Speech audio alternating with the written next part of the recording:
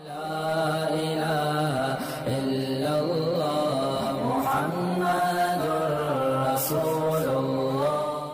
نے وہ میرا کلپ میں سن رہا تھا چینگم چبانا, اس میں نے دیکھا کہ وہ میں نے بتایا چینگم کے, اس میں نے بڑی دلیل سے بات کی, اور وہ دلیل ڈاکٹروں ہی کی ہے. آپ کہیں گے خود جب دلیل سے بات کرو تو ٹھیک ہے ڈاکٹر بن جاؤ, اور حالانکہ میرے پاس بھی میڈیکل سائنس کا سرٹیفکیٹ نہیں ہے, تو ڈاکٹروں سے ہی تو سنا ہے ہم نے کہ جب آپ چباتے ہیں تو تیزاب خارج ہونا کیا ہوتا ہے, شروع ہوتا ہے. نہیں یقین آئے تو چبا کے دیکھ لو, شروع ہو جائے گا. ٹھیک ہے نا. اب اس پہ ایک ڈاکٹر نے تو میری تائید کی, انہوں نے کہا 100% درست ہے کہ چینگم کھانے سے پیٹ خراب ہوتا ہے, بیڑا غرق ہو جاتا ہے. ایک نے 10 فائدے چینگم کے بتا دیے نیچے. بولا یہ مولوی پھینک رہا ہے چینگم سے, یہ جو آپ کے مسوڑے ان کی ایکسرسائز ہوتی ہے, ویٹ کم ہوتا ہے, یہ ہوتا ہے فلاں. تو ایک بات یاد رکھو, میں آپ کو ایک جنرل اصول بیان کر رہا ہوں.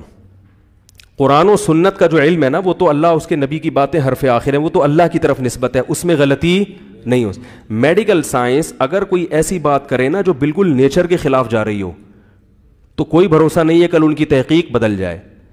جگالی کرنا یہ انسانوں کا کام, بولو بھائی, بیٹھ کر رہا ہے بیٹھ کے, یہ کوئی اچھی حرکت نہیں ہے. دانتوں کی ورزش کے لیے دیکھو, ہم لوگوں کو کہتے ہیں ٹانگوں کی ورزش کرو, کیوں؟ پہلے لوگ چلتے تھے اب چلتے نہیں ہیں, تو چلو.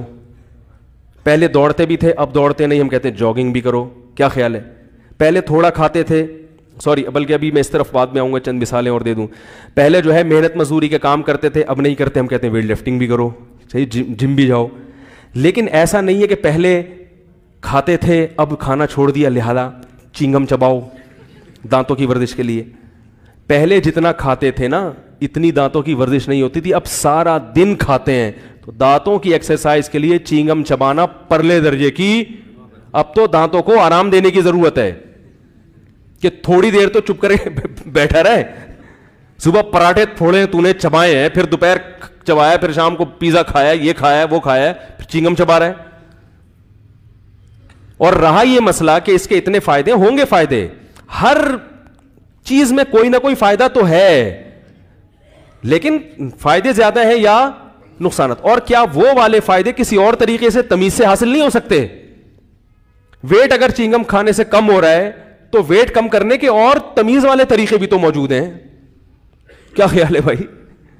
ان کو اختیار کرو, کیونکہ یہ ایک پروسیس ہے. جب آپ چباتے ہیں نا تو قدرت نے چونکہ چینگم انسان کے لیے پیدا کی نہیں ہے, انسان جب سے دنیا میں آیا تو قدرت نے جو اس کے اندر سسٹم لگایا ہے وہ سسٹم یہ ہے کہ اس کو پہلے خوشبو سے بھوک لگے گی, اس سے ایک ایسڈ خارج ہونا شروع ہوگا, وہ تیار ہو جائے گا ہضم کرنے کے لیے, پھر یہ نوالے کو منہ میں لے کے جائے گا. آدم علیہ السلام کے زمانے سے یہی سسٹم چل رہا ہے اب تک.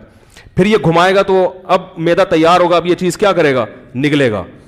تو پھر وہ اسی حساب سے, اب آپ نے نگلی نہیں نکال دی, پھینک دی, تو میدا یہ چیزیں نہیں مانے گا. وہ پتہ نہیں کیا ہو رہا ہے میرے ساتھ, سمجھ میں آ رہی ہے بات؟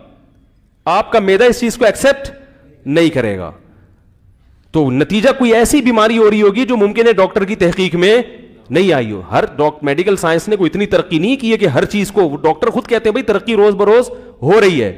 تو اس لیے کوئی بھی ایسا ایب نارملٹی والا کام مت کرو ڈاکٹروں کے کہنے پر. جو آپ کی لوگ صبح صبح اٹھ کے 4 گلاس پانی پی رہے ہیں,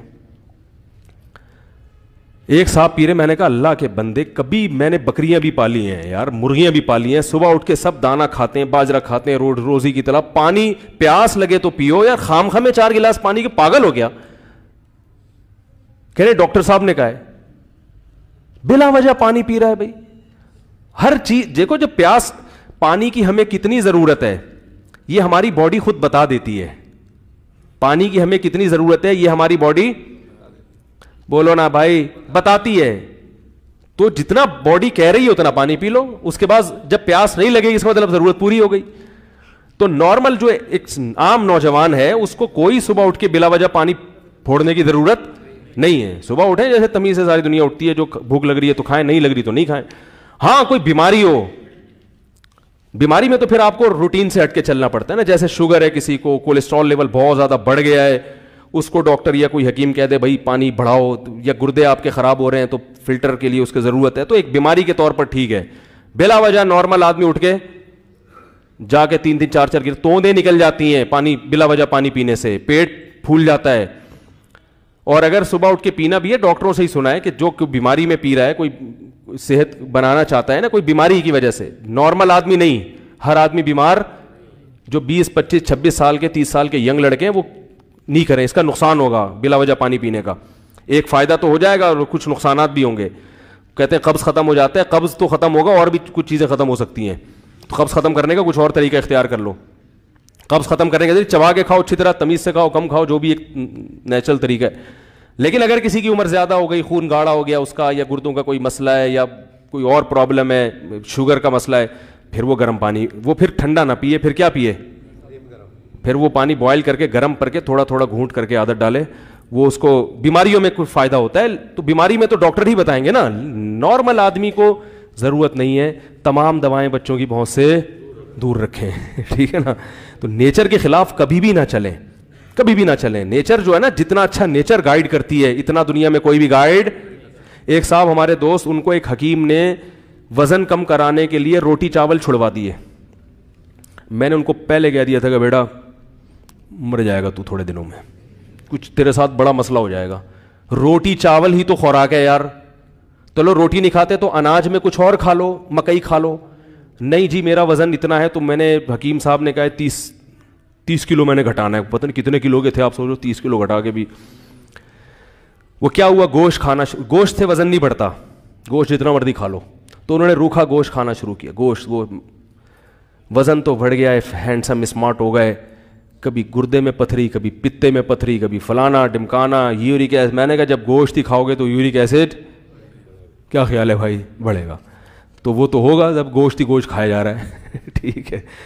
تو بس وزن کم کرنا ہے, فٹنس. تو میں نے کہا یہ روٹی تو انسان کی نیچرل غذا ہے بھائی, یہ تو کبھی بھی نہیں چھوڑا. ہم نے اپنے دادی سے مل کے آئے ہیں, 85 سال کی پراٹھا کھانی تھی ماشاء اللہ صبح کو, ٹھیک ہے نا, تبھی زندہ ہیں. اگر وہ آ جاتی ہیں اس پہ کہ بس بوائلڈ انڈا صبح, وہی ڈاکٹر یہ کہتے بھی نہیں ہیں, یہ تو میں ویسے ہی, وہ ایک حکیم صاحب نے ان کو لگا دیا اس پہ. تو میں نے کہا اس سے پہلے کہ آپ کا انا للہ ہو جائے, لوگ کہیں گے مردہ بڑا ہینڈسم اسمارٹ ہے ماشاء اللہ, کتنا اچھا سا ہلکا پھلکا, لیکن مر جاؤ گے. کچھ لوگ نیچرل ان کا ویٹ ہی زیادہ ہوتا ہے, وہ موٹے نہیں ہوتے, وہ ہوتے ہی گول ہیں. قدرت نے ان کو پرکار رکھ کے بنایا ہوتا ہے. فرشتوں سے کہا ہوتا ہے جا کے یوں کرو اور آنکھیں یوں کر کے آنکھیں بناؤ, ایک چپکا دو, ایک ناک نکالو بار, چلو بھائی. تو قدرت کی طرف سے تو قرآن میں آتا ہے نا کہ خلقہ کا فسوا کا, تیرے رب نے تجھے بنایا فسوا کا, فی ای صورت ما شاء رکبک, پھر جو چاہی صورت دینا چاہی تجھے وہ دے دی. تو اللہ جو چاہے صورت دے دیتے ہیں, تو کسی کو گول بنا دی, باریک بنا دیا, تو بس یہ اللہ کی مرضی ہے. اب وہ گول خام خامے جو ہے نا کٹنگ کی کوشش میں ہے کہ, تو وہ پھر قبر میں چلا جاتا ہے. یورک ایسڈ بڑھ گیا, تو کم کریں روٹی چاول, چھوڑیں نہیں بھائی, دنیا چھوڑنی پڑ جائے گی. کھانا تو ہے یہ اصل تو.